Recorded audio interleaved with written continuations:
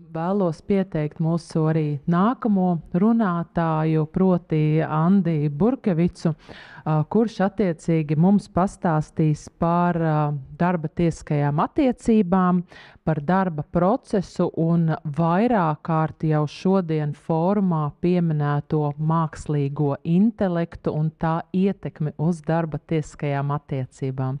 Andi, lūdzu, dodu vārdu. Paldies, paldies. Labdien! Liels prieks būt šeit. Tad šodien par mākslīgo intelektu, darba procesiem un darba attiecībām.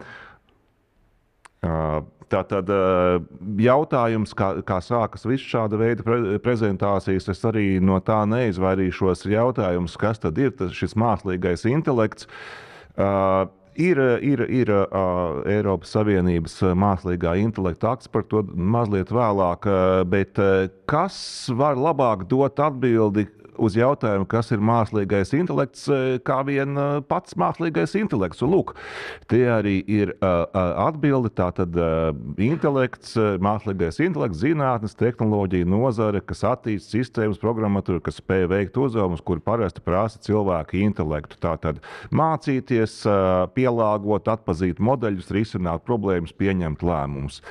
Tā kā būtībā tā galvenā pazīme ir, ka mākslīgais intelekts tātad var izdarīt secinājumus.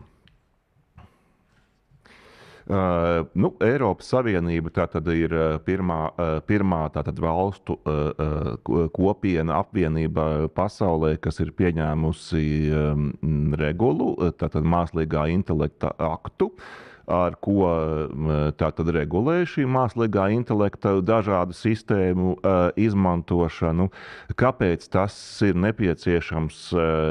Līdzīgi kā daudzās citās jomās, mākslīgais intelekts paver lielas iespējas, bet līdzīgi kā uguns, ja ar to apietas nemākulīgi, tās var arī izraisīt lielu postu. Tāpēc arī šis te Eiropas Savienības regulējums.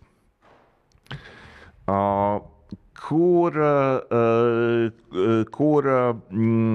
tas saskaras ar darba attiecībām. Ja? Šeit joprojām ir svarīgi, ka vispārīgā datu aizsardzības regula ir tepat un darbojas, ja šis te mākslīgais intelekta akts to nekādā veidā neaizstāja.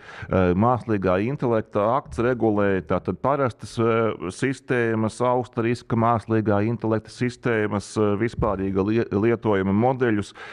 Galvenā kārt tātad tas attieksies uz tātad šiem te mākslīgā intelekta risinājumu rīku izstrādātājiem. Ja mēs skatāmies tīri no darba attiecību viedokļa, tad šeit joprojām svarīgākā lieta paliek vispārīgā datu aizsardzības regula. Un izmantojot šo te mākslīgā intelekta rīkus ikdienā, protams, ir vissvarīgākā lieta ir no darba attiecību viedokļa tātad caurspīdīgums. Tātad darbiniekam ir jāzina, kādi rīki tiek izmantoti, kādiem mērķiem, arī, piemēram, par šo pašu novērošanu, it īpaši attālinātā darba gadījumos. Tātad, jā, joprojām tas ir svarīgi, jo tā situācija ir tāda, ka, protams, šīs te darbinieku uzraudzības sistēmas ir tik attīstītas, ka darbinieks arī nekad var neuzzināt, ka patiesībā, jā, tad viņa visas darbības tiek novērotas. Ja, tā kā no darba attiecību viedokļa šī caurspīdīgums, informācija ir pati svarīgākā. Tālāk jau arī darbiniekam arī attiecībā uz mākslīgā intelekta rīkiem ir jāzina, kurš, kad un kāpēc kaut ko dara ar viņa datiem.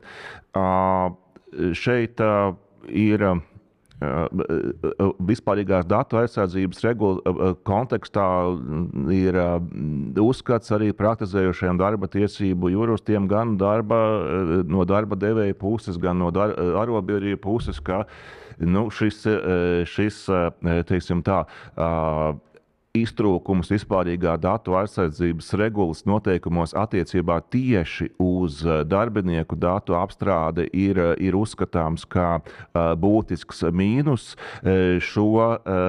Protams, ir mēģinājumi labot. Mazliet vēlāk šajā aspektā runāsim par platformu darba direktīvu, bet tas ir jautājums, kas ir, jo darba devējs varbūt arī veiks šos leģitīmo interešu testus, uztaisīs politikas, iespējams arī pat konsultēsies ar darbinieku pārstāvjiem, taču no darbinieka datu subjekta aizsardzības viedokļa, ja šis regulējums ir pārāk miglains, izplūdis un nesaprotams. Kas attiecās uz mākslīgā intelekta izmantošanu darba procesā, ja šī jau vairs nav tāda gluži juridiska tēma, vai tas ir palīgs vai drauds, protams, tur var atrast dažādas viedokļus par šo visu, bet,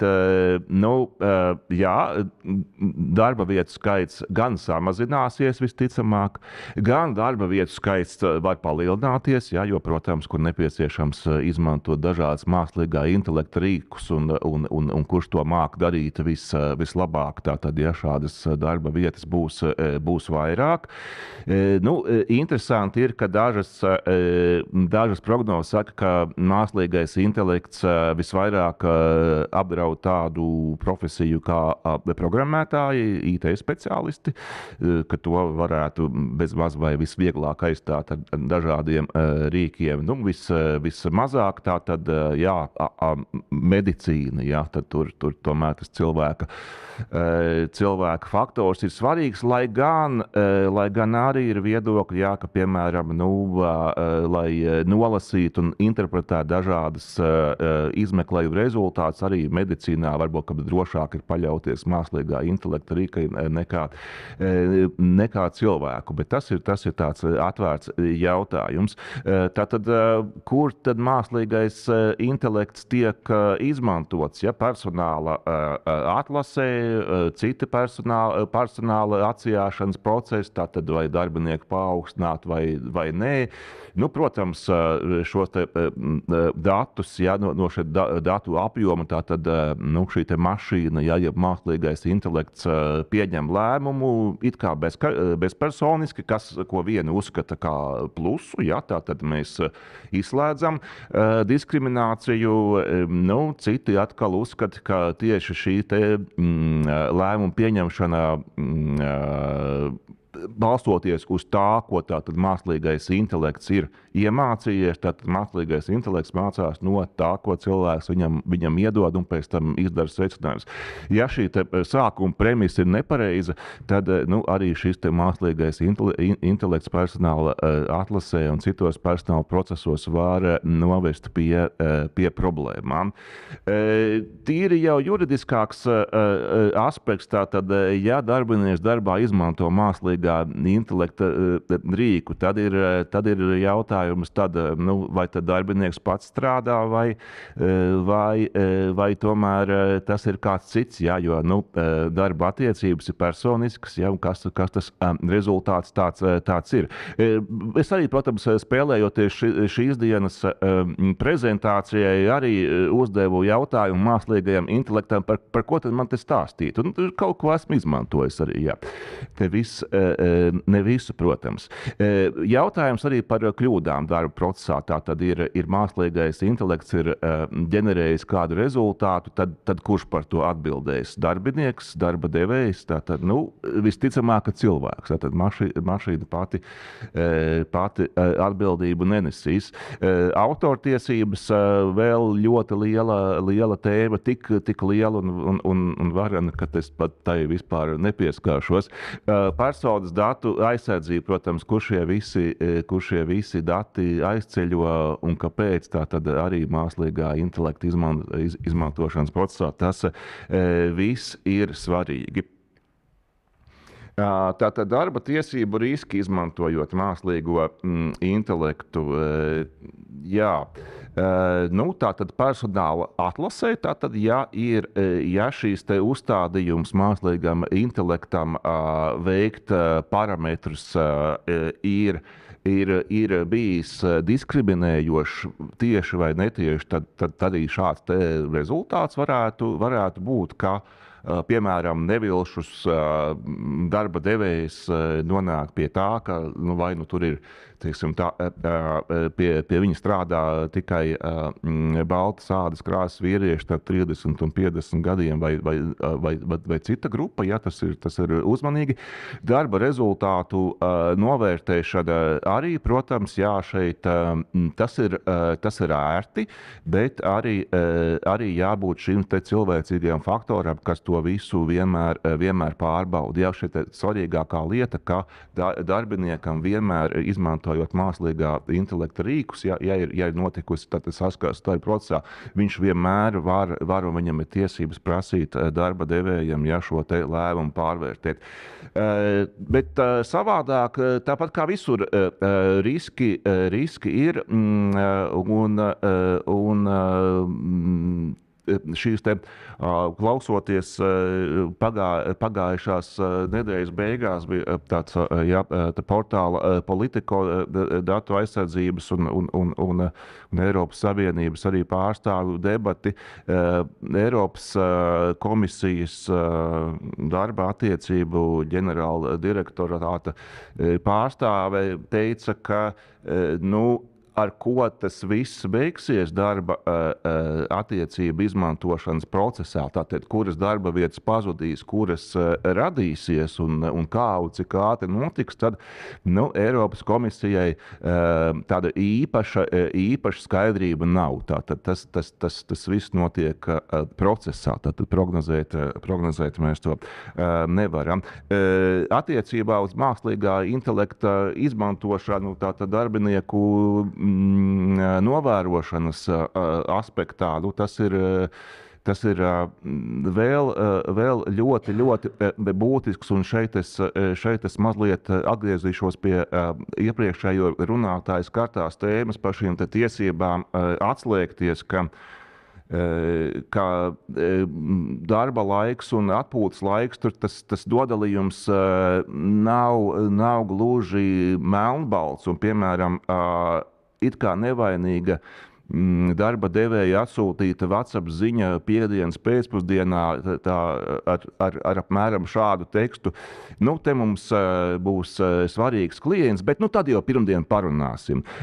Tas var izbojāt brīvdienu plānus, jā, tīri emocionāli diezgan. Un tad arī, vai tad šī 1, 2 vai 5 sekundes izlasot šo ziņu būs darba laiks vai nē, ja par to tad mēs varam skatīties un runāt tālāk. Kā jau iepriekš minēts, tad kritiski svarīgi ir, lai darbinieks saņem visu informāciju par mākslīgā intelekta izmantošanu darba procesā. To jau arī nosaka vispārīgā datu aizsardzības regula. Tātad par to, ja ir kaut kādi automatizēti lēmumu pieņemšana, un tad darbiniekam ir vienmēr tiesības prasīt, lai tad cilvēks pārskata šo te pieņemto lēmumu.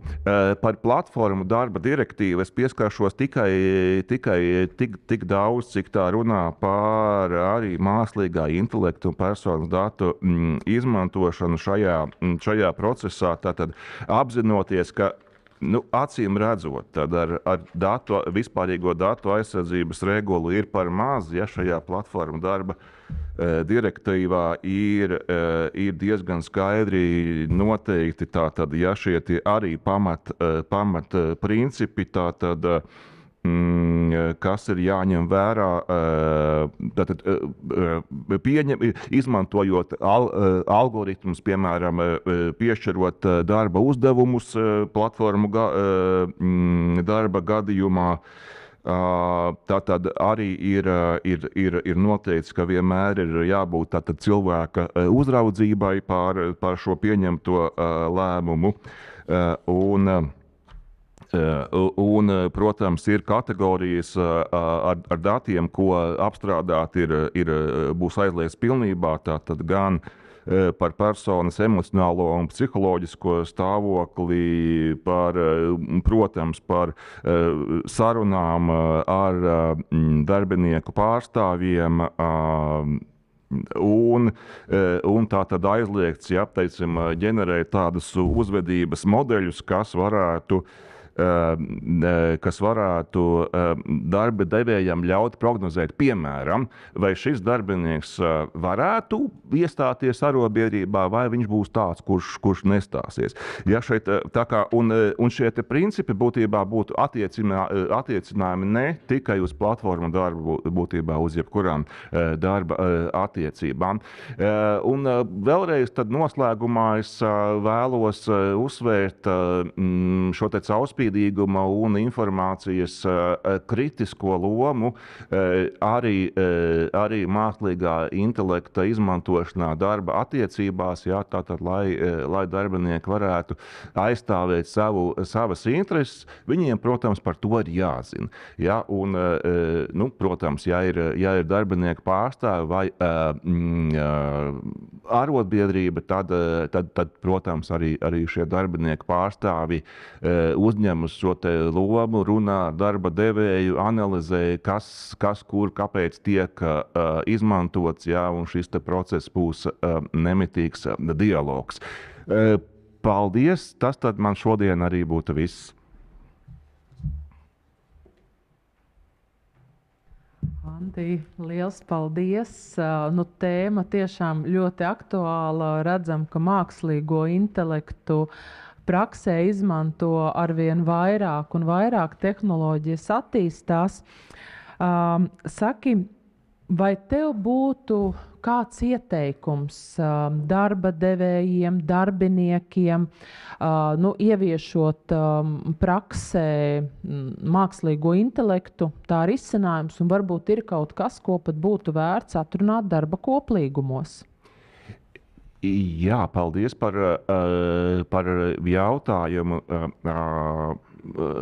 Varbūt sākot par darba koplīgumiem, cik esmu runājis ar saviem kolēģiem no Vācijas, tur ir pat tā, ka ir vai tie darba koplīgumi vai kāda cita vienošanās, kur tiek sīki atrunāts katra šī te mākslīgā intelekta rīka veiktspēja, kādiem mērķiem tas notiek. Tur ir gan juristu, gan IT speciālistu komandas no abām pusēm, vai pie mums tas tik ātri un kā notiks, bet šeit tas galvenais vēlreiz uzsvēršu, tomēr ir tā caurspīdība, lai visiem ir skaidrs, kas tiek izmantots, un tur varbūt arī no darba devēju puses tur būtu jāpaskatās, jo ir tās situācijas, ka darba devējs varbūt pat arī ļaunprātīgi vienkārši neapzinās, ka kaut kas tiek izmantots un tie dati tiek uzkrāti un apstrādāti mākslīgā intelekta palīdzību. Un, Andi, saki lūdzu, ja darba devējs izmanto šo te mākslīgo intelektu darba procesos un tiek pieļauts kāds pārkāpums, piemēram, to mākslīgo intelektu iespējams izmanto pat kāds cits darbinieks, ja, piemēram, lai novērtētu, ja, vai tu minēji personāla atlases procesā, viņš var tikt izmantots. Kurš tad beigās būs atbildīgs vai varētu būt atbildīgs par kaut kādām sekām, par aizskārumu? Jā, tas jebkurā gadījumā būs cilvēks. Ja to būs pieļāvis darba devējs, tad attiecīgi darbinieks vērsīsies pret darba devēju. Tad jau tālāk darba devējs skatīsies, kurš konkrēti ir vainīgs, un tad būs disciplināra atbildība darba attiecību ietvaros. Bet ja tā kļūda ir tajā mākslīgajā intelektā, tajā programmā, ja, kas ir iestrādāta? Es sapratu, šajā situācijā tāpat tā būs darba devēja atbildība, jo darbiniekam ir tiesības uz lēmumu, kas viņu nekādā veidā nediskriminē un ļauj viņam baudīt tiesības, ko paredz darba likums. Ja tur būs kļūda, darba devējs būs atbildīgs un cerams vairāk šo rīku pēc tam neizmantos attiecīgo. Jā, paldies, Anda. Un vēl pēdējais jautājums. Tu pieminēji šo gan platformu direktīvu, un arī mākslīgā intelekta šo te direktīvu un aktu, un mums ir arī tā saucamais GDPR, ja, kas ir vispārīgā datu aizsardzības regula. Visi šie normatīvie akti regulē datu apstrādes jautājumus. Kā saprast, kurā konkrētā brīdī tad ir piemērojams attiecīgais normatīvais akts kā speciālais normatīvais akts? Attiecībā uz darba attiecībām un personas datu apstrādi tā primāri būs vienmēr vispārīgā datu aizsardzības regula, un pēc tam jau izejot no tā, tad mēs varam skatīties, kurās situācijās mēs varam izmantot mākslīgā intelekta risinājumus, ko vēl paredzēs platformu darba direktīva. Tā kā tas sākums vienmēr būs vispārīgā datu aizsardzības regula. Andi, liels paldies tev par ļoti interesantu stāstījumu.